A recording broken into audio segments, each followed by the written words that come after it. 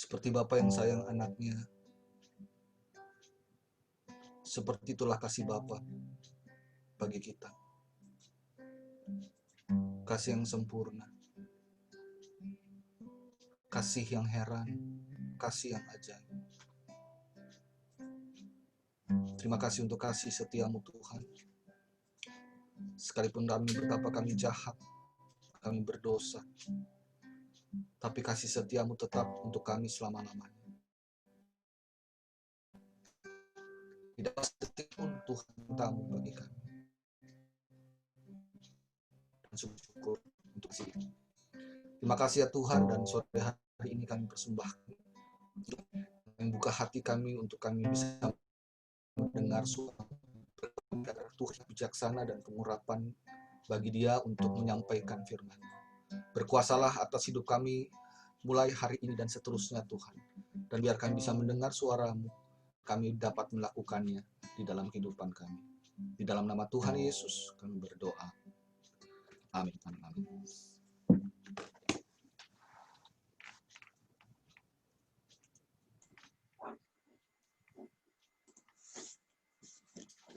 Oke, shalom semua, selamat malam. Hari ini adalah pesta dari salib suci Yesus, betul ya? Kita merayakan hari ini, gereja merayakan tentang salib suci, salib kemenangan Kristus terhadap maut. Dan pada saat berdoa tadi Alphonse menyatakan bahwa dia sangat mengasihi kita. Saya juga melihat ada hati seperti hati kudus gitu ya, yang ada duri di sekelilingnya. Saya merasa bahwa Tuhan ingin sampaikan bahwa inilah kasihku, sampai dia bisa menyerahkan semuanya, kesengsaraannya untuk kita, agar kita bisa hidup. Teman-teman, saudaraku yang kekasih, beberapa waktu yang lalu Evilia memberikan pengajaran tentang Ayub. Saya merasa bahwa ada banyak hal yang kita nggak mengerti di dalam hidup kita, ya, atau ada dalam kelompok, bahkan dalam Zoom ini aja kita nggak bisa habis pikir dan tidak pernah mengerti. Kita tidak bisa menjangkau dengan akal budi kita hati Tuhan, tapi kita bisa jangkau dengan hati kita, dengan iman kita. Nah, saya merasa bahwa bahkan dari kesengsaraan Ayub yang sedemikian pun, saya melihat bahwa saat dia bicara dengan Tuhan, saat dia ngobrol sama Tuhan, saat dia mengeluh sama Tuhan, Tuhan tidak menjawab langsung kepada titik permasalahannya. Tapi Tuhan bahkan dia mengingatkan Ayub akan kebesaran kasih-Nya, akan kebesaran Tuhan. Dan Tuhan beri rahmat khusus untuk Ayub. Kalau ditanya secara logika, kenapa meme sakit yang berkepanjangan? Kita tidak pernah mengerti. Tapi yang kita bisa jangkau adalah bahwa di dalam kasih Yesus itu, dia selalu memberi rahmat cukup untuk Meme, untuk Franz, untuk kita semua, untuk Pastif yang barusan kita dengar PSA-nya belum turun. Ada hal yang kita nggak mengerti, tapi coba saudara lihat, kita selalu diberikan rahmat khusus. Di dalam kesengsaraan yang sedemikian besarnya pun, Tuhan memberikan kita rahmat khusus. Dan itulah kasih Tuhan. Kita tidak bisa jawab dengan akal budi, tapi kita bisa jangkau hati Tuhan dengan hati kita, dengan iman kita. Saya baru merenungkan tadi, berpikir balik. Waktu komunitas baru awal-awal, komunitas keluarga kudus Allah, bagaimana Pak Kun waktu itu ada kecelakaan dan sakit, dan dia meninggalkan kita semua. Saya melihat bagaimana bisa menjelaskan itu. Kita tidak bisa jelaskan. Tapi ada rahmat khusus untuk Tante Ana sampai hari ini. Untuk semua anak-anak. Bahkan Grace waktu itu mungkin SD atau SMP. Kita tidak mengerti, tapi ada rahmat khusus. Dan inilah kasih Tuhan. Bahwa Tuhan katakan bahwa di dalam setiap tes, di dalam setiap kesulitan kita, Tuhan pada saat pencobaan itu datang, dia sudah buka jalan untuk kita. Dan itulah Tuhan kita. Nah, tentu macam-macam tes yang datang pada kita berbeda-beda. Tapi tetap, makanya di dalam renungan-renungan yang kita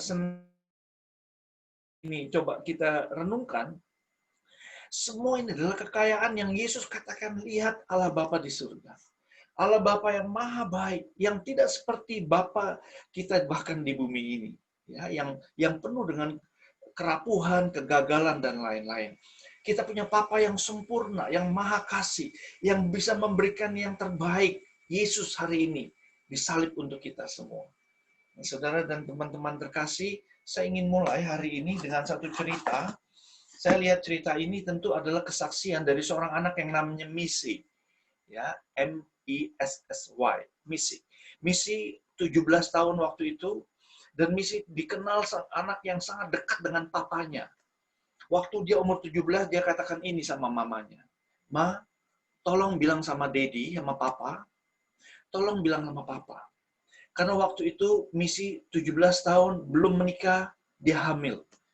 Dia sedih, dia takut, dia merasa kecewa sekali dengan dirinya. Ya. Lalu mamanya, karena mamanya juga sebagai orang yang beriman, papanya orang beriman, mama bilang, oke, don't worry, jangan takut, nanti mama bilang sama Daddy kamu. Missy dibawa ke susteran, di mana suster yang khusus untuk melayani orang-orang, anak-anak muda yang hamil di luar nikah. Dilayani, didoakan Missy di sana. Missy diam di tempat susteran ini sampai waktu malam berikutnya ada mobil datang, dia langsung lari, tutup pintu WC, dia sembunyi. Lalu suster katakan, jangan, ayo keluar, ayo kita hadapi sama-sama. Missy sembunyi di balik badan suster. Sampai ada papa dan mamanya waktu itu, dia ngintip papa mamanya datang, mamanya sudah bengkak matanya, nangis terus. Ada laki-laki yang dia tahu papanya, langsung tidak menyapa, bahkan tidak sapa susternya. Dia langsung peluk Missy. Ya, Missy ada di belakang dari suster, dia peluk anaknya. Missy katakan sama suster, dia tidak takut sama papanya marah dan lain-lain. Yang dia takut adalah relasi dia yang tercabik dengan kesalahannya itu. Ya. Dia ingat semua orang katakan, kamu itu anak Daddy. Daddy's little child. Itu julukannya dia. Itu yang dia takut. Itu takut dia hilang relasi dengan papanya. Waktu papanya peluk dia, papanya mulai menangis sama-sama Missy, dan dia katakan, I love you, aku mengasihimu. Daddy sayang sama kamu, jangan takut, ayo kita hadapi bersama. Teman-teman, saudaraku yang terkasih, saat saya dengar cerita ini, tentu seperti Missy, ya, ada hari depan yang pasti akan sulit untuk dia, untuk papa dan mamanya. Tapi satu hal yang dia tahu, dia punya papa dunia yang mau untuk bersama-sama dengan dia untuk menghadapi masa depan Missy. Nah, saudaraku yang kekasih, itu kesaksian dari manusia yang saya pikir kita semua dengan pergumulan kita sebagai manusia, sebagai hamba-hambanya di dunia ini. Kita tahu sekarang Yesus membawa kita kembali. Malam ini saya ingin teruskan bagaimana karakter Allah itu. Sekali lagi, di dalam setiap apapun dalam hidup kita, kesulitan, kesengsaraan yang sulit, sesulit apapun, lembah kekelaman seperti apapun, ingat selalu, lembah kekelaman bukan tujuan hidup kita. Kita tidak takut karena bukankah Yesus katakan, aku bersama dengan engkau. Itulah kasih Bapa yang nyata.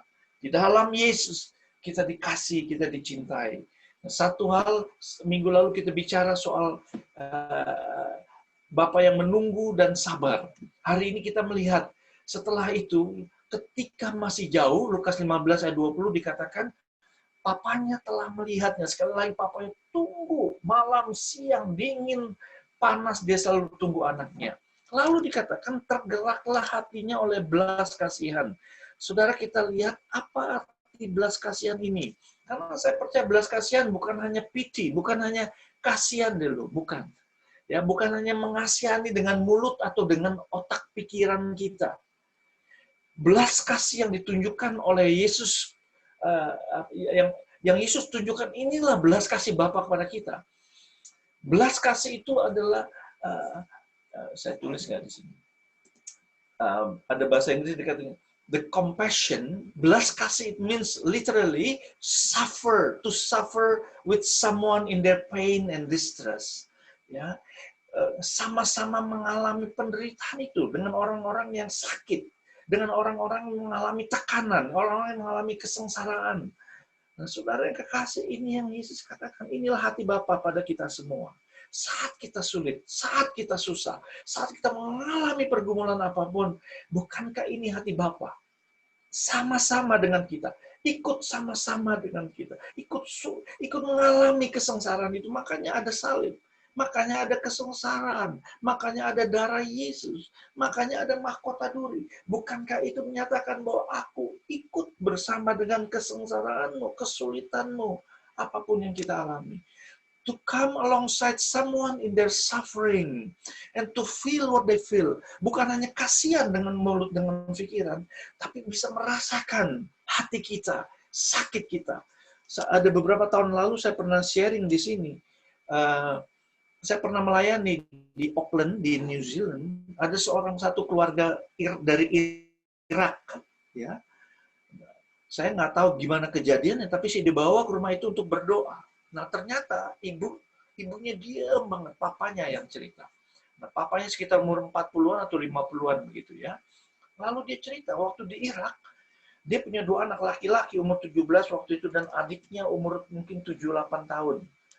Pada saat misa, ada teroris datang dan ditembakin semua. Ada pastornya waktu itu, ada konselebrasi, ada 3 pastor, semua mati. Anaknya 17 tahun ditembak di sebelah dia. Dan dia lihat anaknya, mamanya lihat anaknya itu kesakitan bagaimana dan mati di sebelahnya. Bagaimana saya bisa melayani hal itu? Gimana cara saya bisa menghibur? Saya nggak bisa habis pikir. Saya nggak bisa, itu di luar dari akal budi saya. Ya. Mamanya juga ketembak sampai dia bungkuk, nggak bisa ngapa-ngapain. Vatikan tahu hal ini, dia dibawa ke rumah sakit Vatikan dari Irak, akhirnya imigrasi ke New Zealand. Saudara yang kekasih, ada banyak hal kita tidak mengerti.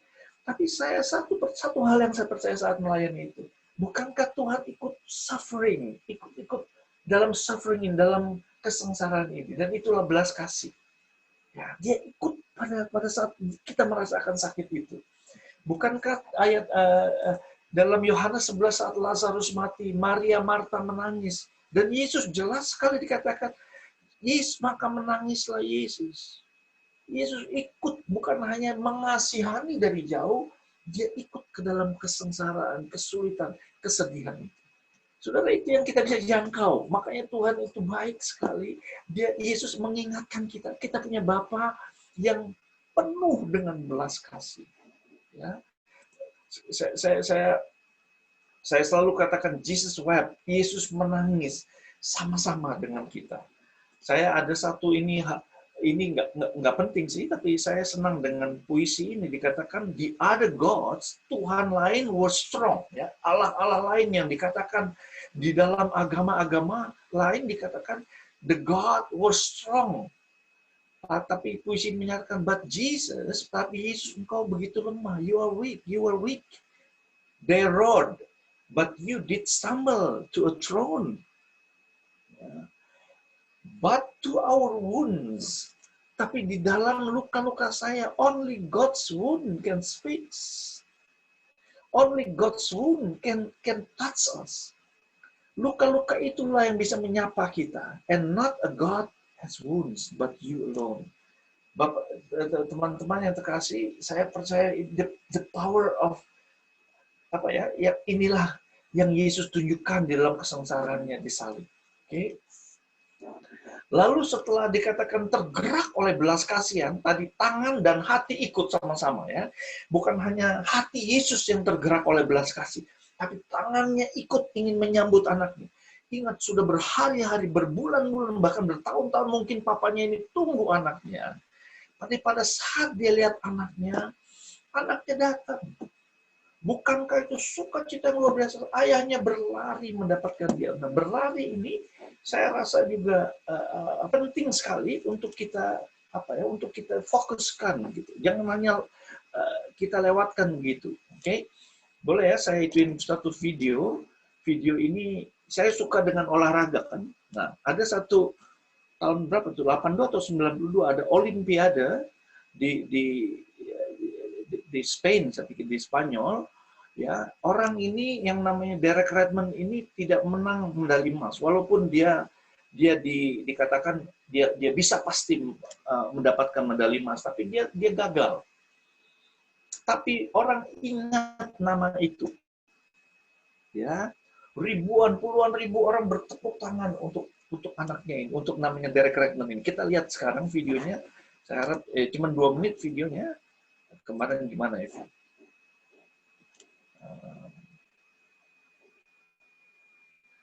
Share dulu. Oh.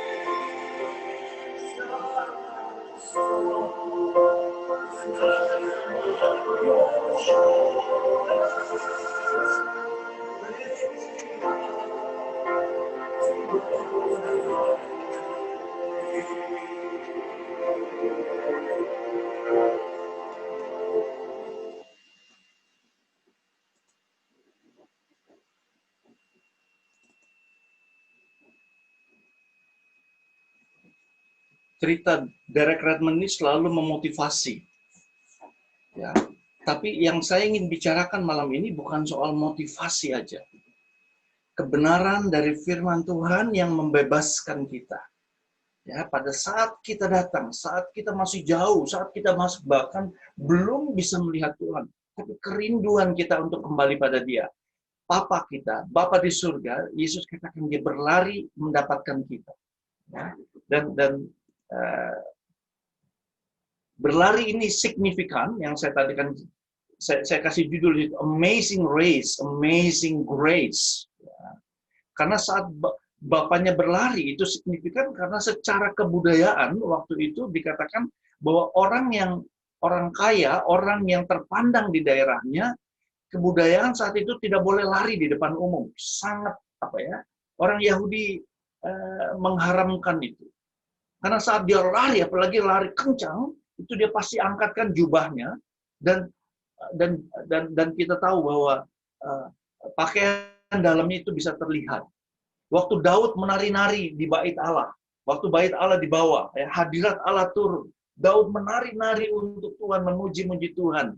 Ya, istrinya, anaknya Saul sampai tutup mata, malu katanya. Suaminya sebagai raja kok dansa sampai kelihatan celana, ya, pakaian dalamnya.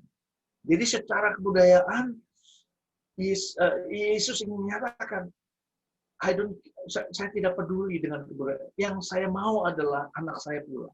Secara emosional, ya, lari di sini dikatakan sebagai dremo, bukannya lari jogging, bukan lari biasa, tapi lari kencang dengan sekuat tenaga. Kenapa? Ya, sekali lagi, karena secara spiritual yang ketiga, dia ingin supaya, karena ini sekali lagi yang minggu lalu saya sudah ceritakan, ya, ini kisah ini tentu skandal di daerah itu. Waktu Yesus itu sangat skandal besar sekali. Anak ini pergi minta uang papanya belum mati. Jadi papanya berpikir kalau anaknya pulang, orang kampung itu bisa serang dia dengan timpuk batu atau ludahin atau dihina. Nah, papa berlari kencang sekali dan ingin apa? Melindungi anaknya supaya jangan dihina oleh orang lain. Jangan sampai orang-orang kampung sekitarnya menghina dia atau mencemooh atau bahkan ditimpuk dengan batu. Secara spiritual inilah kasih. Inilah yang dikatakan kasih yang menutup kita. Yang menutup kerapuhan kita. Saat kita mengaku dosa kita tentu, ya, bukan dosa yang disembunyikan. Tapi saat saya mengaku dosa, saat saya berdatang kepada Bapa di surga, dia selalu tutup kita semua. Supaya apa? Supaya kita tidak dipermalukan. Ya. Bahkan seringkali, coba saudara pikir, pada saat kita berdosa, bukankah kita sering menuduh diri kita sendiri? Saya melihat ini dan saya merasakan seringkali. Bukankah ini Bapa yang tidak katakan, jangan lakukan itu bahkan terhadap diri saya. Jangan blame yourself, jangan tunjuk dirimu, kesalahan demi kesalahan. Teman-teman saudara yang terkasih, di dalam Roma kita tahu, saya sering membawakan ini, dalam Roma 5 ada 3 ayat berturut-turut, ayat 6, 8, dan 10. Ketika saya masih lemah, ayat ke-6, ketika saya masih berdosa, ketika saya masih seteru Allah, Yesus sudah mati untuk saya. Bukan karena hebat dan kuat dan gagah kita. Ingat itu selalu. Saat saya masih berdosa, saat saya masih jadi lawan Allah, saat saya masih jadi seteru Allah, saat saya masih lemah, Tuhan sudah tunjukkan kasih-Nya yang besar. Dan Yesus katakan itu dia Bapa di surga. Yang tergerak oleh belas kasihan, yang berlari mendapatkan kita dan menjaga kita. Dia jaga kita agar kita tidak diserang dari sudut apapun, dari iblis, dari dunia, dari orang-orang yang Tuhan ingin tutup kita dengan kasih-Nya itu. Ayo bangkit, don't give up. Oke. Hal lain yang saya ingin coba sharingkan adalah soal saat Arya berlari, tidak hanya berlari mendapatkan, dia yang pertama, dia lari kencang sekali dengan sekuat tenaga, lalu sampai dia rangkul anak dan dia cium. Saudara lihat, seringkali kita bertumbuh, khususnya orang Chinese di Indonesia, yang tadi saya katakan, kita kurang dalam afeksi, dalam relasi yang intim dengan, khususnya dengan papa. Ya, dia tidak semua, khususnya yang punya Chinese culture yang cukup kuat, itu seringkali itu terjadi. Ya, Yesus ingin katakan terhadap kita semua, Bapa kita tidak seperti itu. Coba lihat, dia rangkul dan dia cium. Ya. Nah, saudara, yang dikatakan merangkul itu bukan hanya rangkul biasa gitu ya, yang cipika-cipiki, bukan. Saya senang dengan gambar ini, saya katakan yang lalu. Ya, ini gambar tentang anak yang hilang. Ada yang perempuan sebelah kiri kita di layar, yang anak prodigal son yang laki itu, anak hilang yang laki di sebelah kanan. Dua-dua digambarkan. Ya, bukan hanya dirangkul. Kalau dalam bahasa Inggris kan fell on his neck. Ya, dia apa tuh? Dia jatuhkan kepalanya di leher papanya dia nikmati sekali rangkulan papanya. Oke? Dan ada tulisan di lukisan ini, ya. Tulisan ini begini. This is the story of the prodigal daughter, ya, yang anak perempuan itu.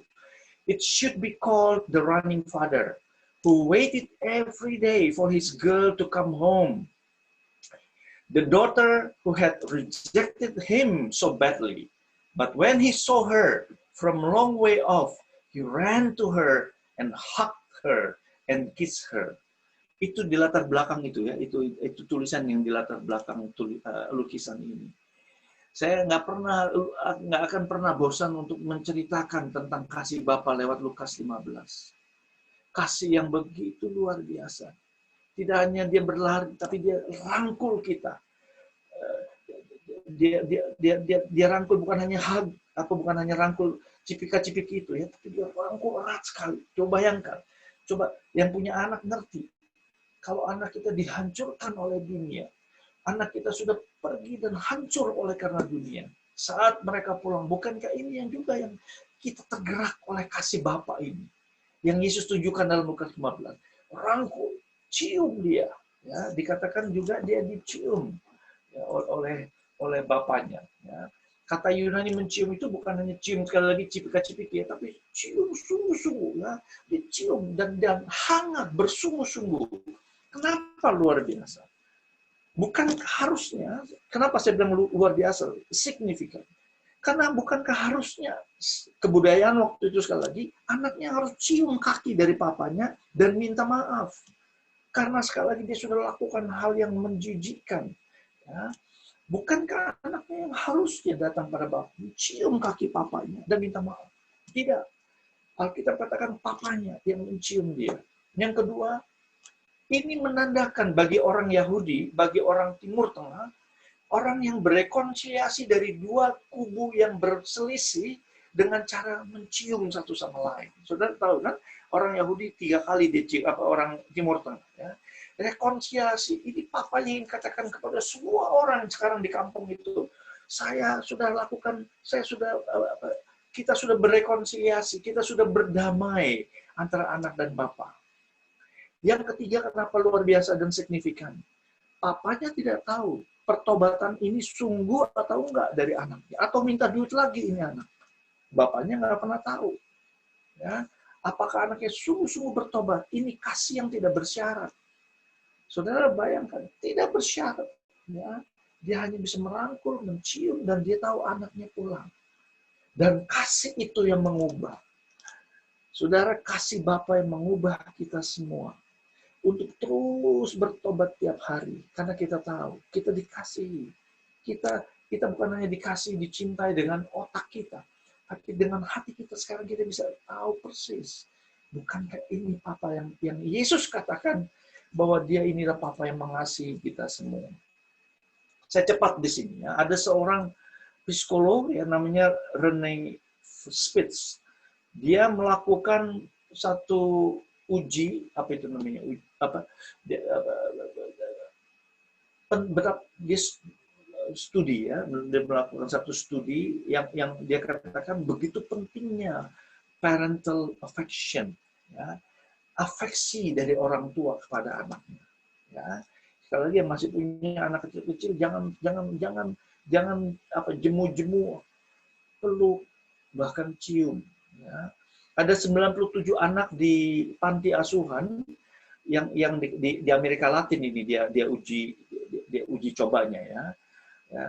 Dan anak 97 anak kecil ini antara 3 bulan sampai 3 tahun umurnya, ya. Karena mereka stafnya nggak cukup di panti asuhan ini, jadi suster-suster di panti asuhan itu bukan hanya nggak gendong anaknya, nggak cium anaknya, nggak ada afeksi. Jadi hanya ganti popok, kasih makan, hanya itu aja. Setelah 3 bulan, kelihatan ada banyak dari anak-anak ini mulai abnormal, ya, mulai gelisah, ya, atau cuman tidur dan matanya kosong gitu. Ya. Setelah 5 bulan, menurun keadaan mereka semua, umumnya mereka semua ya. Ada banyak mereka yang waktu digendong mulai screaming, mulai teriak-teriak ya. Dan ini sekali lagi psikologi ini dia ambil profesor untuk melihat kejadian ini. Ya, dalam waktu 1 tahun, sepertiga anak-anak ini meninggal dunia. Bukan karena kekurangan gizi, karena makan dikasih setiap hari.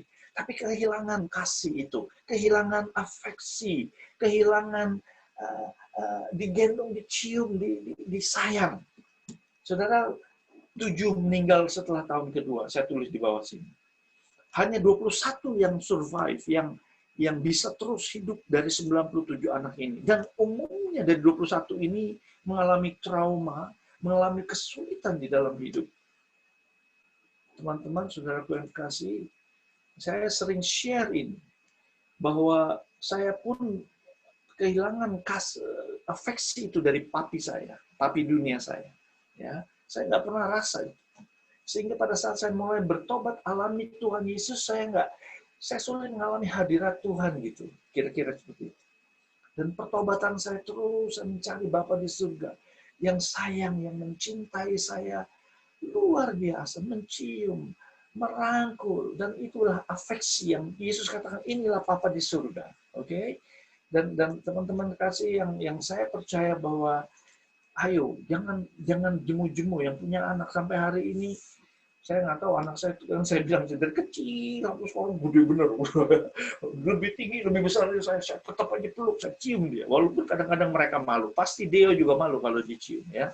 Anyway, cium aja nggak apa-apa. Robe of honor ya. Sekarang ada jubah dikatakan ya. Jubah ini ya, saya boleh cerita sedikit ini. Saudara mungkin pernah tahu pengarang ini yang namanya Reinhold Niebuhr.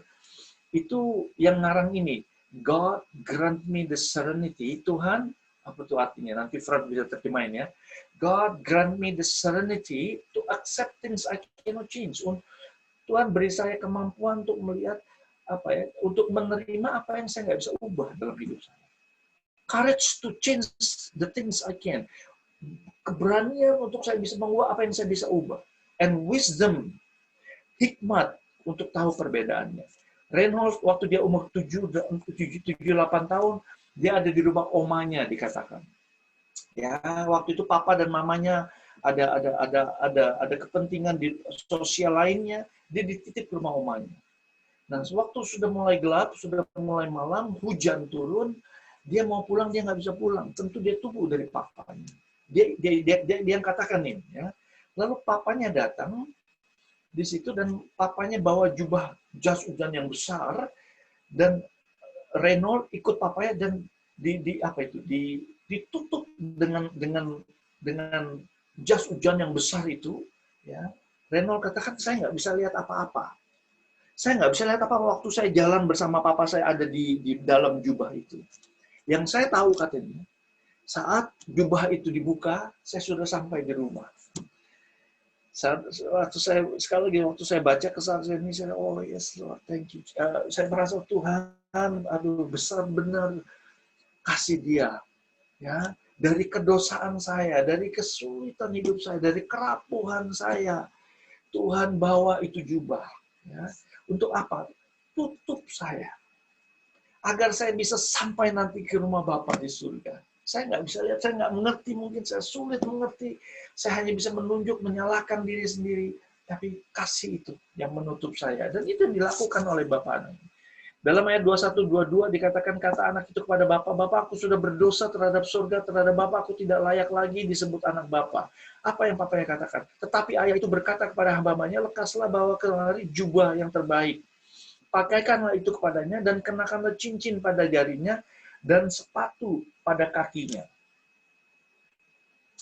Jubah ini sekali lagi bukan hanya jubah biasa ya. Dalam bahasa Greek, bahasa Yunani aslinya dikatakan jubah ini hanya untuk orang yang terhormat yang datang ke kampung itu.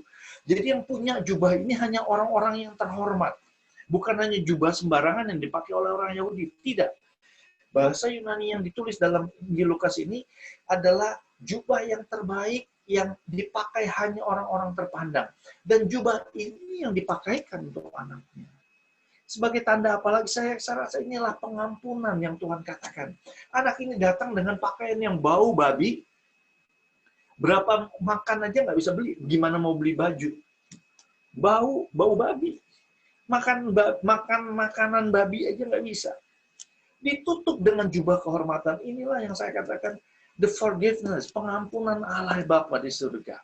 Ya, pengampunan yang begitu besar. Saya nggak bisa jelaskan lebih panjang karena waktu kita. Tapi jelas sekali kita butuh semua pengampunan ini saat kita datang pada Dia. Hal lain dikatakan dengan jubah itu, dengan kata lain dikatakan, I forgive him. Aku sudah mengampuni anakku. Jangan cemoohin dia, jangan hina dia, jangan tuding dia. Aku sudah mengampuni. Dia salah kepada saya. Aku mengampuni dengan cara jubah ini. Pertukaran, anak yang menerima kehormatan lewat jubah itu. Pengampunan adalah pertukaran, kan? Waktu saya masuk ke kamar pengakuan dosa, saya mengalami pertukaran. Yesus memberikan jubah pengampunan kepada saya. Pengampunan yang besar terhadap dosa saya. Dan Yesus di dalam salib itu, di dalam salib hari ini yang kita rayakan kemenangannya, semua dosa yang jelek, yang bau, yang kotor ada di sini. Dan itu yang ditukar oleh Tuhan Yesus dalam hidup saya. Dan itu yang Yesus katakan, itu kasih Bapa di surga untuk saudara dan saya. Saudara, saya akhiri juga dengan hal ini ya, cincin ya, sebelum akhir ya, cincin. Tanda apa? Bukan hanya saya diampuni, tapi saya diterima. Saya dikembalikan, restoration, dipulihkan. Saat saya dosa saya katakan tidak pada Bapa saya, keluar dari rahmat itu dan saya lakukan apa yang saya pikir baik, apa yang saya kira baik, saya lakukan saya. Itu dosa kan? Ya. Saya menolak dia. Tapi saat saya datang kepada dia, cincin. Sebagai apa? Tanda ini saya diterima kembali. Hak saya penuh sebagai anak, bukan sebagai budak. Bukan sebagai kacung papanya. Dia hanya mau datang pada papanya, kacung papa saya enak hidupnya. Saya mau datang pada Bapa. Cincin yang dikasih sebagai tanda apa? Saya diterima kembali sebagai anak. Forgiving and accepting. Saya diampuni dan diterima kembali. Diberikan hak saya sebagai anak Allah. Lalu dikatakan terakhir ini. Ya sebentar lagi ya. 5 menit akan ada PD habis ini ya. Rejoicing. Ini yang dikatakan. Saya pikir surga ya seperti ini. Ambil anak lembu tambun itu. Sembelihlah dia. Marilah kita makan dan bersuka cita. Itu yang Bapak lakukan. Lembu tambun ini sekali lagi dalam kalau kita melihat the history ya, sejarah orang Yahudi, kalau yang namanya lembu tambun di dalam bahasa aslinya ini lembu yang bisa kasih makan 200-300 orang. Dengan kata lain apa? Seluruh kampung pasti diundang gitu. Ya, semua yang dulu katakan bapaknya tolol, bodoh, dikata-katain papanya. Nunggu anaknya, dikata-katain. Mereka semua mau serang anaknya saat anaknya pulang. Sekarang diundang. Merayakan apa? Merayakan inilah kebahagiaan papanya. Anakku telah mati. Hidup lagi sekarang. Dia telah hilang, didapat kembali. Maka mulailah mereka bersuka cita. Sebab anakku ini dia kenapa diadakan pesta surga? Kenapa ada perayaan di surga mulia saat kita bertobat? Saat saya bertobat, saat setiap saudara dan saya bertobat, saat saya mengeluh terus terhadap Tuhan, saat saya tidak mengerti apa yang terjadi, dan saya katakan Tuhan tidak adil dan lain-lain. Tapi satu saat ada rahmat khusus dan saya katakan ampuni saya Tuhan. Ada pesta di surga, sebab anakku ini telah mati, sekarang hidup. Ia hilang, sekarang kembali lagi. The party began. Mulailah mereka bersuka cita. Ini surga mulia, saudara yang kasih. Ya, ada pesta di surga. Saya akhiri dengan satu cerita. Kesaksian bukan cerita. Yang saya tulis itu John Newton. John Newton ini, kalau saudara ingat, Alfon mungkin ingat, dia yang ngarang tentang Amazing Grace, how sweet the sound. Ini yang dia ngarang. Ya. Dalam buku kesaksiannya, dia katakan saat dia kecil, mamanya itu orang yang sangat saleh, orang yang pendoa. Mamanya terus berdoa untuk anaknya ini, John Newton. Supaya apa? Supaya jadi hamba Tuhan. Saat umur 6 tahun, mamanya John Newton ini meninggal dunia. Ya, jadi John Newton bertumbuh tanpa mama. Ya, saat dia umur 11 tahun, papanya yang sailor, yang pelaut ini bawa John Newton keluar dari Inggris. John Newton ini orang Inggris. Ya, ada filmnya kan, Amazing Grace. Ya, dia dibawa oleh papanya keluar untuk berlayar. Ya, dari berlayar, saudara, waktu umur 11 tahun dia mulai lupa pada ajaran mamanya. Dia berontak terhadap orang-orang, terhadap papanya. Papanya orang yang baik. Dia bertumbuh di dalam teenagers, waktu dia teenagers ya, waktu dia masa mudanya, dia berontak, bahkan dia mulai blasphemy, ya, dia mulai menghujat Allah, nggak mau percaya sama sekali sama Tuhan. Sampai satu saat dia berontak sama papanya, dia nggak mau ikut papanya di kapal itu, lalu dia mulai ikut kapal dari ratu, ya, karena kapal papanya ini sampai di Afrika Barat, ya. Akhirnya dia ikut perahu kapal dari seorang ratu dari negara di Afrika bagian barat itu. Ratu ini tidak senang sekali sama si John Newton. Saya singkatkan ya ceritanya ya. Ratu tidak senang sampai satu saat mereka berlayar, karena ratu ini ya juga dia berdagang dan lain-lain. John Newton ditahan di bawah kapal sebagai seorang budak. Ya, diikat tangannya, tidak dikasih makan. Sampai John Newton ini sakit sedemikian rupa. Sampai satu saat dia bilang, aduh nggak bisa apa-apa lagi. Dia udah mau mati rasanya. Lalu dia ingat mamanya pernah berdoa untuk dia. Umur 33 tahun. Dia kembali lewat kapal itu. Akhirnya dia keluar. Satu saat dia bisa keluar dari perbudakan orang Afrika ini. Lalu dia ikut kapal pulang ke Inggris. Dari perjalanan ini, dia tulis lagu The Amazing Grace. Karena Lukas 15 yang dia baca. Papa di surga tidak pernah give up sama dia. Bapak di surga nggak pernah katakan, I give up on you. Saya nggak pernah. Dia tahu papanya pasti tunggu dia. Papa di surga. Ya. Lalu dia bertobat, dia mulai tulis lagu itu. Amazing Grace. How sweet. I'm lost. I was lost. Saya hilang. Tapi saya ditemukan lagi. Umur 33 tahun, dia jadi hamba Tuhan. Dia mulai pelayanan di Inggris. Saudara, sampai dia tulis lagu ini, dia ikut di dalam penghapusan perbudakan di Inggris. Waktu dia mati, dia ingin, saudara ingat tentang lagu ini ya, Amazing Grace, how sweet the sound that saved a wretch like me. I was lost, but now I'm found. Was blind, now I see. Lalu waktu 21 Desember 1807, dia meninggal dan di batu nisannya dia tulis begini.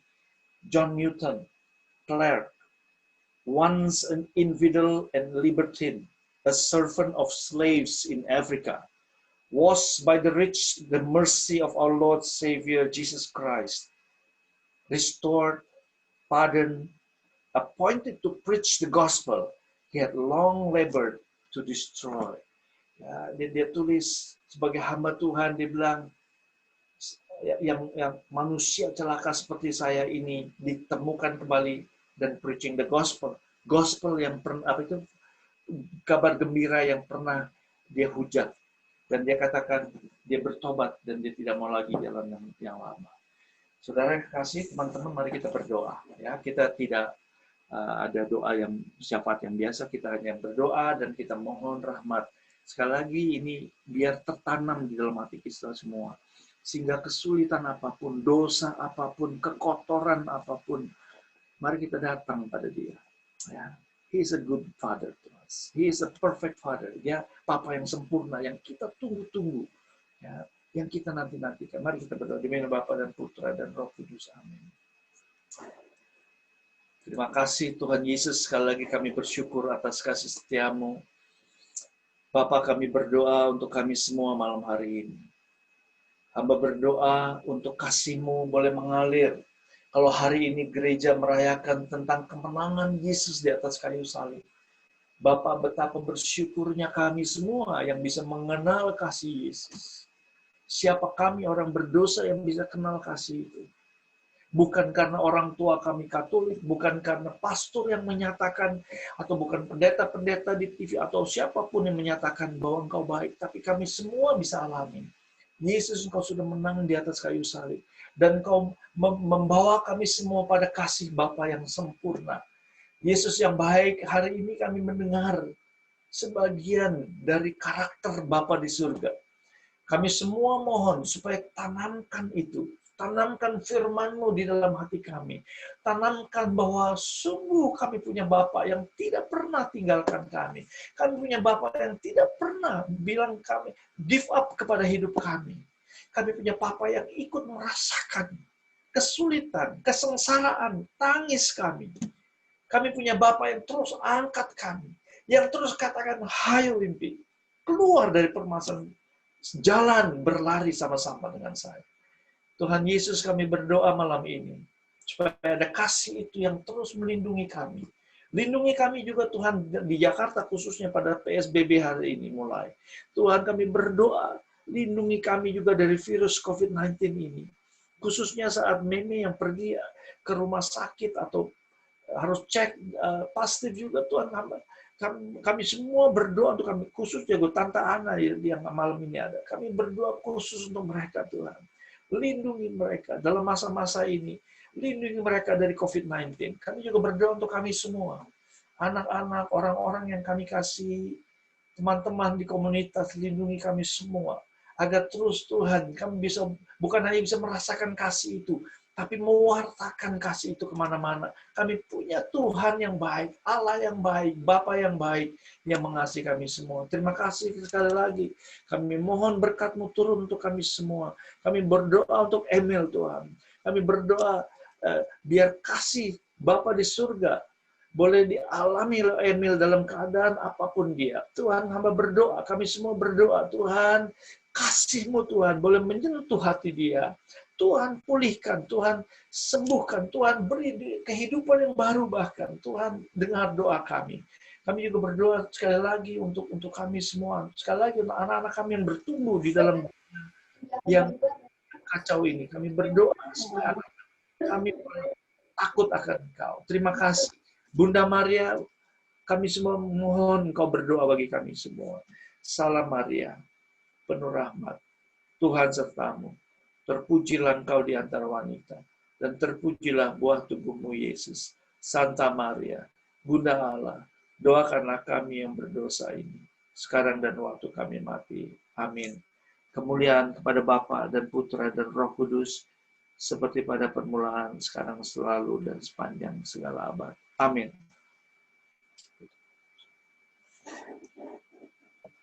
Thank you, Ko. Thank you, Ko. Thank you, Ko. Thank you, Ko Wimpi. Thank you, Wim.